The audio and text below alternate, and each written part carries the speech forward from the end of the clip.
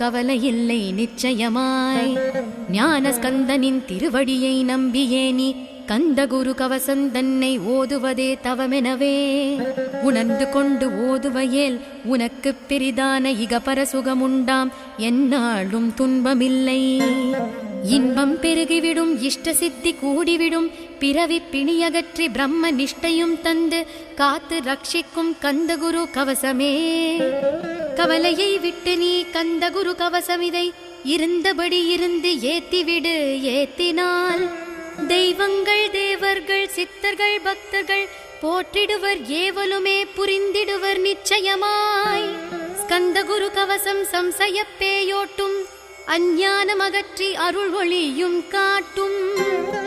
ஞான ஸ்கந்தகுரு நான் என்று முன்னிற்பன், உள்ளொளியாயிருந்து உன்னிலவனாகிடுவன். தன்னில் உனை காட்டி உன்னில் தனை